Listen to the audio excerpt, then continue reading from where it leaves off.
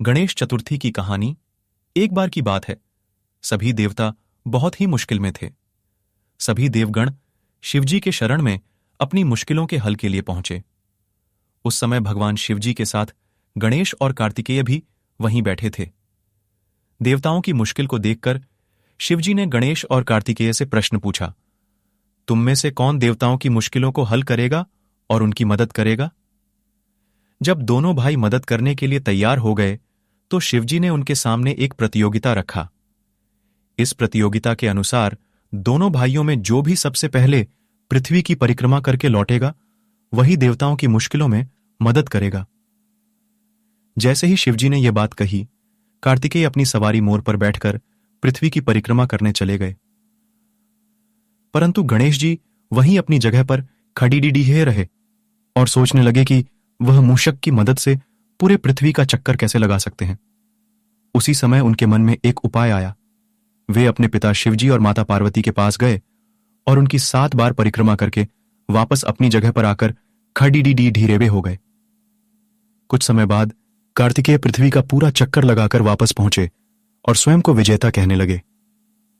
तभी शिवजी ने गणेश जी की ओर देखा और उनसे प्रश्न किया, क्यों गणेश, तुम क्यों पृथ्वी की परिक्रमा करने नहीं गए? तभी गणेश जी ने उत्तर दिया, माता पिता में ही तो पूरा संसार बसा है। चाहे मैं पृथ्वी की परिक्रमा करूं या अपने माता पिता की, एक ही बात है। यह सुनकर शिवजी बहुत खुश हुए और उन्होंने गणेश जी को सभी देवताओं के मुश्किलों को दूर करने की आज्ञा दी।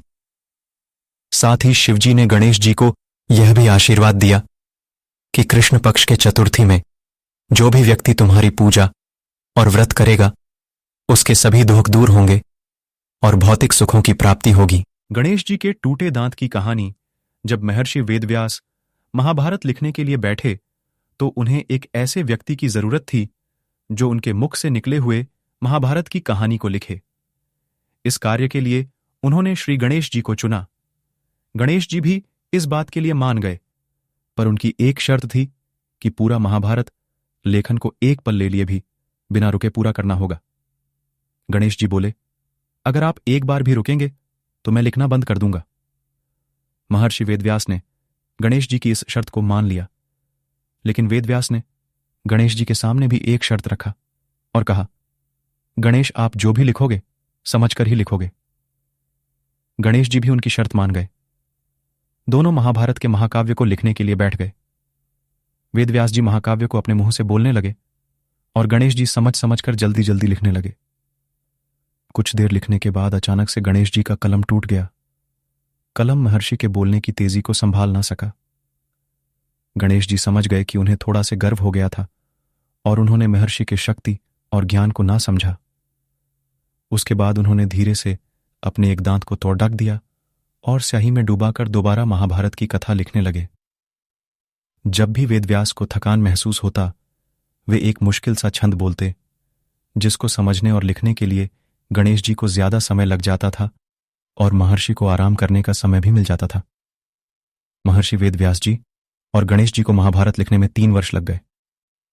गणेश और सवारी मूषक की कहानी। बहुत समय की बात है, एक बहुत ही भयंकर असुरों का राजा था, गजमुख। वह बहुत ही शक्तिशाली बनना और धन चाहता था। वह साथ ही सभी देवी देवताओं को अपने वश में करना चाहता था, इसलिए हमेशा भगवान शिव से वरदान के लिए तपस्या करता था। शिवजी से वरदान पाने के लिए वह अपना राज्य छोड़कर जंगल में जाकर रहने लगा और शिवजी से वरदान प्राप्त करने के लिए बिना पानी पिए भोजन खाए रात दिन तपस्या करने लगा। कुछ साल बीत गए। शिवजी उसके अपार तप को देखकर प्रभावित हो गए और शिवजी उसके सामने प्रकट हुए। शिवजी ने खुश होकर उसे दैविक शक्तियां प्रदान किया, जिससे वह बहुत शक्तिशाली बन गया।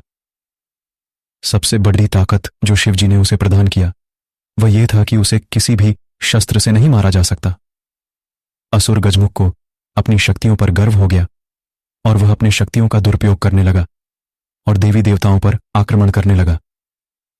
मात्र शिव, विष्णु, ब्रह्मा और गणेश ही उसके आतंक से बचे हुए थे। गजमुख चाहता था कि हर कोई देवता उसकी पूजा करे। सभी देवता शिव, विष्णु और ब्रह्मा जी के शरण में पहुंचे और अपनी जीवन की रक्षा के लिए गुहार करने लगे। यह सब देखकर शिव जी ने गणेश को, असुर गजमुख को यह सब करने से रोकने के लिए भेजा। गणेश जी ने गजमुख के साथ युद्ध किया और असुर गजमुख को बुरी तरह से घायल कर दिया। लेकिन तब भी वह नहीं माना। उस राक्षक ने स्वयं को एक मूषक के रूप में बदल लिया और गणेश जी की ओर आक्रमण करने के लिए दौड़ा। जैसे ही वह गणेश जी के पास पहुंचा, गणेश जी कूदकर उसके ऊपर बैठ गए और गणेश जी ने गजमुख को जीवन भर के मुस में बदल दिया और अपने वाहन के रूप में जीवन भर के लिए रख लिया। बाद में गजमुख भी अपने इस रूप से खुश हुआ और गणेश जी का प्रिय मित्र भी बन गया।